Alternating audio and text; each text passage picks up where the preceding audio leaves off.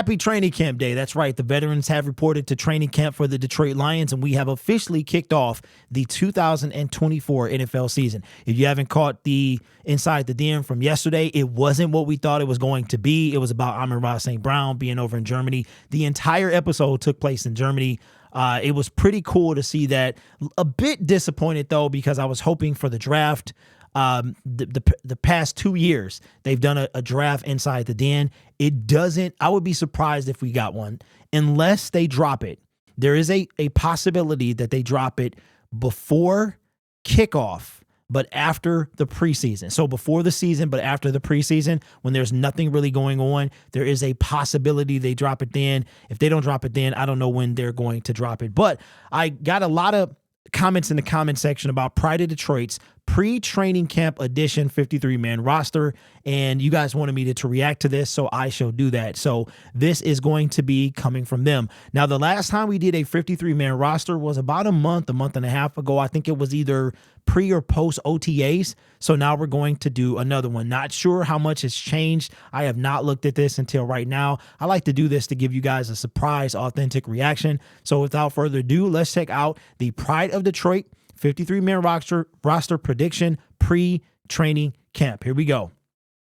Again, I have not seen this, but I'm pretty sure I know how this thing is going to start. Okay, so at the bottom here it says note, and asterisk denotes the player is a rookie, okay? This is the third or fourth year that we've reacted to this. Quarterbacks 2, Jared Goff, and Hendon Hooker, with Nate Sudfeld not making the roster. I would assume he is going to go to the practice squad. Running back, Jahmyr Gibbs. Wow, they have Jahmyr Gibbs as the #1 running back. I think that is depth chart related as well.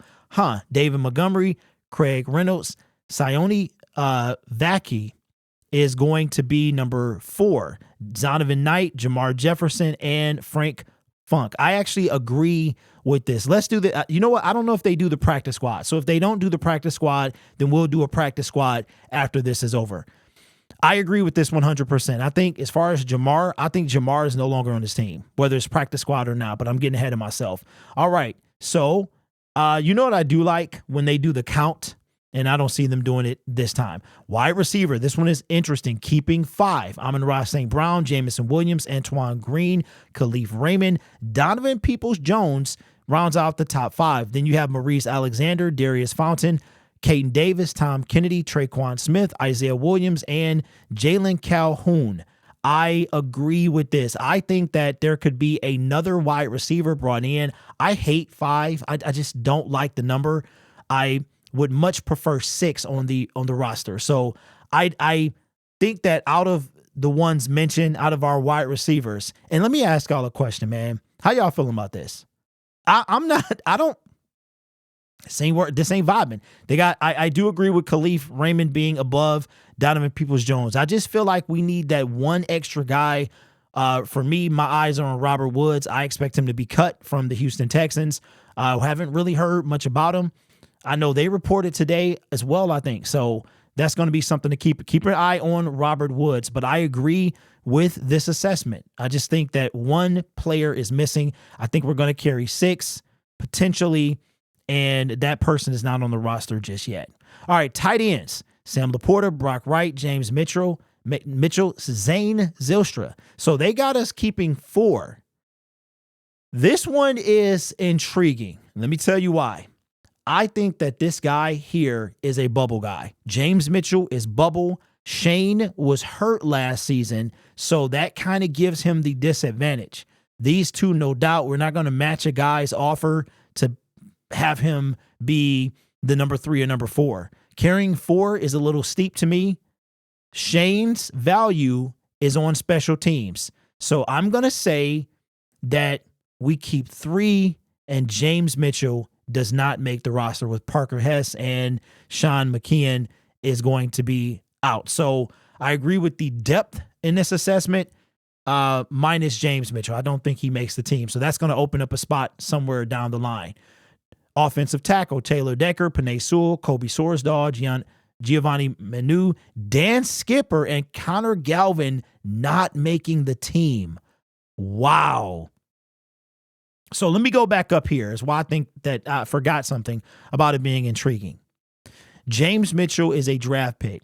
Brad Holmes, it's tough for him to part with draft picks, whether he usually will cut them and then bring them back to the practice squad. It's difficult for Brad to cut draft picks.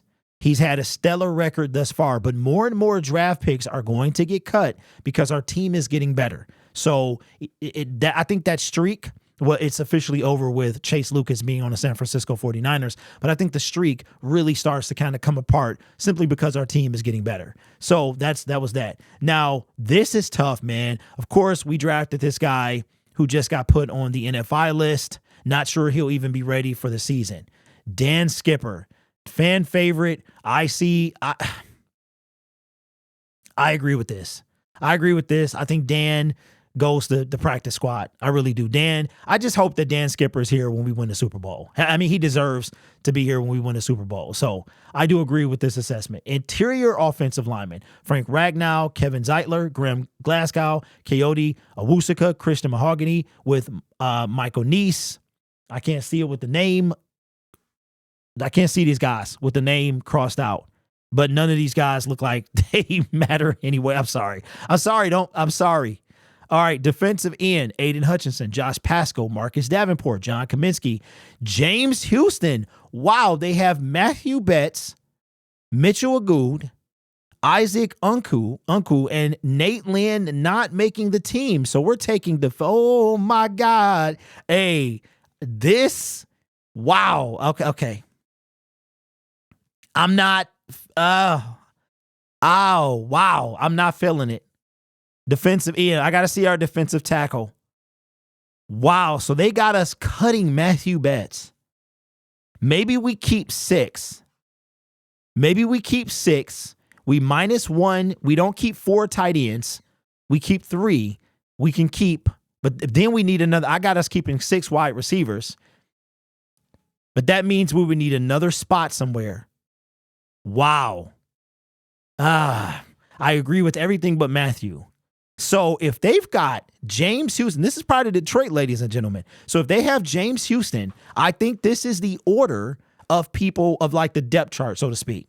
And I like how they have Josh Pascal as a defensive end. And let me cut real quick. I see a lot in the comment section that how can I forget about Josh Pascal?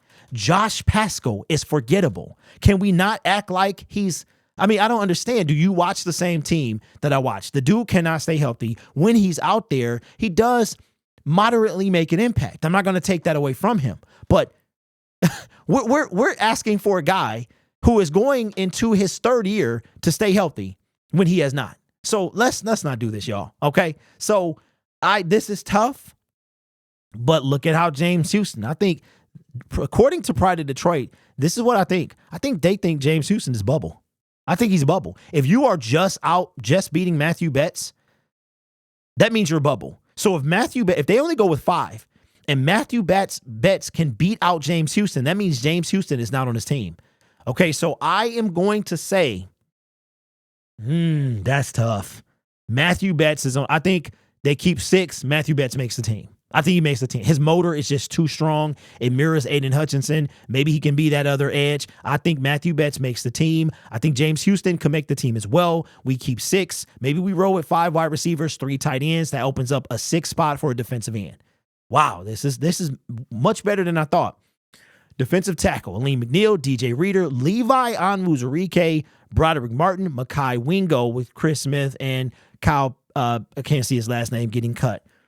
We know that Aleem McNeil, DJ Reader is going to be on this team. Broderick Martin is going to be here as well. Mekhi Wingo, I think he's going to, just simply because he's a draft pick. And if you go and you look, however, if you go and you look and you go back to 2022, when we drafted James Houston, the only comparison I'm making between the two is James Houston was also a 6th-round pick that was cut, and our team was worse back then. So he was cut. So that doesn't mean that a 6th-round pick is safe. Malcolm Rodriguez made the 53-man roster. James Houston did not. Now, not saying that Mekhi Wingo won't make the roster, but if you think that because he's a 6th-round pick, he's guaranteed to make the roster, that is a false statement. I agree with that. I don't think it's much competition between there. I agree with this, that as well. Linebackers, Alex Anzalone, Jack Campbell, Derek Barnes, Malcolm Rodriguez, Germ. With these two guys getting cut, they're not even worth mentioning. I'm sorry. I agree with that. Quarterbacks, it's deep back here. All right, Carlton Davis, Terrion Arnold, Amik Robertson, Emmanuel Mosley, Ennis Rakestraw, Khalil Dorsey, Stephen Gilmore, with Kendall Vildor getting the X. I agree. Okay, so Steven didn't make the 53, right? Last year. I can't remember, but we never saw Stephen Gilmore. He didn't really play. He played during the preseason. I don't remember if he was on the 53, but all of a sudden he's just going to come up and pass and already, okay, I don't want to be mean to Kendall Vildor. He was undrafted. So I'm undecided on these two. I think just because of how Kendall Vildor was getting smoked, I think this could be a high possibility.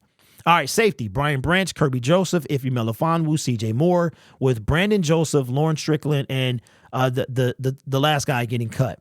All right, that is your safety room. That's your safety room? Okay, ladies and gentlemen, we need somebody else back there. I agree with this 100%, but we need somebody else. Brian Branch, Kirby Joseph, CJ Moore is not a cover safety. So if something happened to one of these guys, then what are we going to do?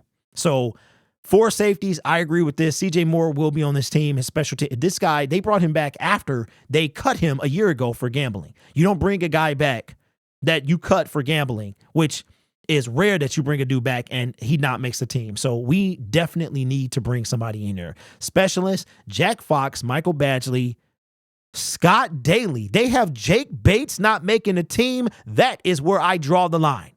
That is where I draw the line. No way, no how. That's not a thing. I can't find the sound bite. There it is. No. I disagree 100%. 100%. I expect it to be a camp battle and for Jake Bates to win that battle. All right. Okay, let's look at the depth chart. I can't see this. I cannot see this, but maybe we'll go over that in a new video. Maybe I'll try to blow that up. Okay, so they didn't do the practice squad. They did not do the practice squad. Okay, so let's go through this. Let's try to make this quick. 16 people can go on the practice squad. This is the entire roster thus far. Nate Sutfield will go on the practice squad as our practice squad quarterback. Running backs, so that's 1. Let's keep a tally. Zonovan Knight, I think, goes on the practice squad. Jamar Jefferson, I think it's time for him to move on. So that's going to be 2. I'll see when it comes to wide receivers, I think that Maurice Alexander, Caden Day. You know what? This is too hard. This is too hard. This might require a whole separate video, and we are already over time. So that is the Pride of Detroit 53-man roster. I'm going to say this. I think Jake Bates beats out Michael Badgley. He's got the strength. He just needs the accuracy. I think that last year we carried 5 wide receivers. I think the year before that we carried 6. I think that we carried 3 tight ends. James Mitchell is the one that doesn't make the team. We then carry 6 defensive ends, and I think Matthew Betts is number 6 with the potential of us bringing somebody else. But I tell you what, if Pride of Detroit is on to something and these guys get to watch the team when we don't, and we'll hear more coming out of training camp, I think that James Houston watch yourself now. I know y'all love this dude, but if he just beat out Matthew Betts in Pride of Detroit's eyes, that means he's on the bubble, is what that means. All right. If Matthew Betts is inside the bubble, or Matthew Betts is inside the bubble, James Houston is on it. And the bubble are players that's getting, ejected off the roster. But don't count somebody else coming in as well. Yannick Ngakoue is still out there. Emmanuel Ogbah is off the table. He signed with the Miami Dolphins. So that takes him off. You got Carl Lawson and Yannick Ngakoue. Those are the only 2. I expect both of them guys to be signed during training camp. I don't know. We'll see. We'll see, because if we brought in Yannick Ngakoue, that means that James Houston is probably on his way out. Also, Levi Onwuzurike on the fence about him as well. So I think that pretty much I would agree with this 90%. I think some things I would see differently. So let me know your thoughts in the comments below. Does anything stand out to you as far as who makes the team and who doesn't? This channel is made possible by viewers, subscribers, and members just like you. You guys are awesome. Take care of yourself and each other. And as always, go Lions. Football is officially back. I am so happy.